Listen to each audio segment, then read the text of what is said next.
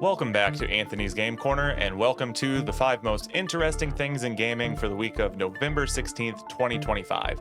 This is my weekly show where I tell you the 5 most interesting things happening in all of gaming according to yours truly. This could be news tidbits, game announcements, game releases, really just anything I think is cool and that you should know. Let's get right to it.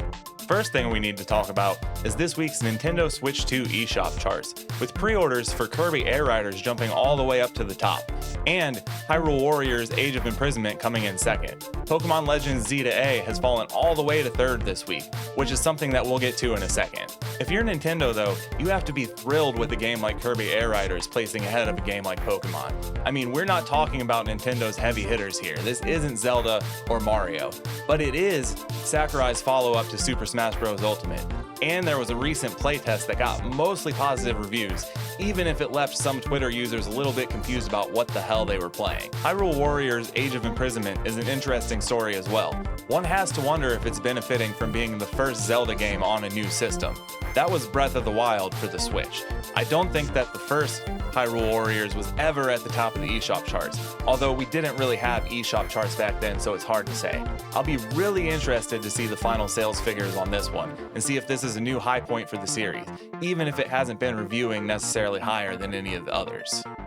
And with Pokemon, you have to wonder with the fast fall off if this is going to have the same long tail as a regular franchise entry, or if everybody just came and bought it all at once. I'm sure as more people pick up Switch 2s though, this will be a lifetime seller for the console. And it's this year's top selling physical release, so maybe Pokemon fans are just particularly fans of physical media. Either way, it's for all of these reasons that this week's Nintendo Switch eShop charts are the 5th most interesting thing in gaming this week. Next, we need to talk about Marvel Tokon Fighting Souls. There was a new trailer at this week's State of Play Japan, and it revealed 2 new characters, Spider-Man and Ghost Rider, as well as a couple of new stages, the X-Mansion and the Savage Land, and they announced another playtest for early December. Now, I didn't get in on the playtest, I didn't sign up for it, but I'm super excited to play this game, and I am not a fighting game fan. Everything here looks super fresh and super awesome, and like these developers not only understand Marvel Comics, but are going to deliver us something new from the properties. I'm a huge fan. I've read Marvel Comics for years. I'm not necessarily a giant MCU fan, but Marvel Comics characters mean something to me. I've got multiple tattooed on my body. I've got Nightcrawler and Wolverine, to name a few, and this excites me because for years, everything Marvel has either been MCU, or if it's not directly MCU based, it seemed like the Temu version of MCU or something. And this is a totally fresh look on the characters, and for that reason, the 4th most interesting thing in gaming this week is Marvel Tokon Fighting Souls. This week also featured a new trailer for the Super Mario Galaxy movie, as well as some leaked footage from the set of the Legend of Zelda movie.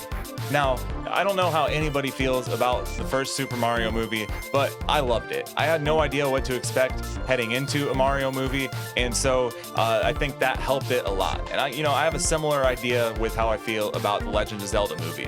When I picture a Legend of Zelda movie in my head, I have no idea what it would look like at all, and so that excites me.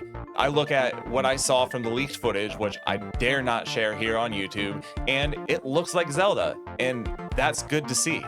Additionally, the Super Mario Galaxy movie seems to be incorporating bits and pieces from Super Mario Odyssey as well. So it's cool that it's not just going to be a direct adaptation and that we have fresh new directions to head. Additionally, there's some news this week. The rumor is Nintendo is targeting 2028 for a release for their Donkey Kong movie. So you could see a world where we have an annual Nintendo movie coming out. I don't know whether to think that that's a good thing or a bad thing. We could reach the saturation of something like the MCU, but as long as they're keeping every single franchise unique and not going for a shared universe type of thing, a yearly Nintendo movie could just be a really cool thing moving forward. And for that reason, Nintendo Movies is the 3rd most interesting thing in gaming this week. Next up, indie game Demon School finally releases this week. Announced over 2 years ago, originally slated to release on the same day as Silksong, it said we're gonna get the hell out of the way. Now this is a really cool game for multiple reasons. First of all, it's a Persona 1 and 2 inspired horror-themed tactical RPG, so a really neat mashup. It should stand out amongst other indie titles, and it's got a really cool aesthetic. But my favorite thing about this game, and the reason I've been following it so closely, not only because it looks cool, but the soundtrack is composed by one of my personal favorite musicians and friend of the channel, Kurt Feldman. And Kurt is so kind as to have agreed to appear on stream with us this upcoming Wednesday, release day for Demon's School. That'll be at 8:30 p.m. Eastern Time, to talk to us about what it was like composing the soundtrack and what it's like composing video game soundtracks in general. So if that sounds interesting to you, which it should, go ahead and click subscribe so that you don't miss it. We'll be streaming that here on YouTube, as well as over at twitch.tv/AnthonyWilroth. And that, as well as how great this game really does look, is why Demon's School is the second most interesting thing of the week.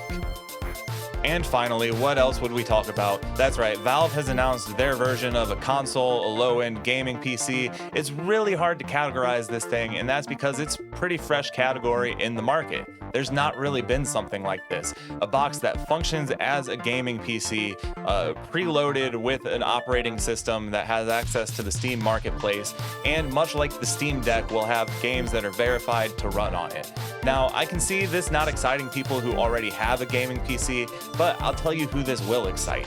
People like me who have never wanted to bother with learning to build a PC, don't care about performance gaming, and simply want it to be plug and play like a console. Also, there's a lot of applications for streamers, whether that's using this box to stream or using this box to play games while you use a separate PC to stream. This solves a lot of issues for streamers with CPU bottlenecks, and VTubers especially experience a whole lot of lag in their setup, which this solves. And it's for those reasons and more that the GabeCube is the most interesting thing in gaming for the week of November 16th, 2025.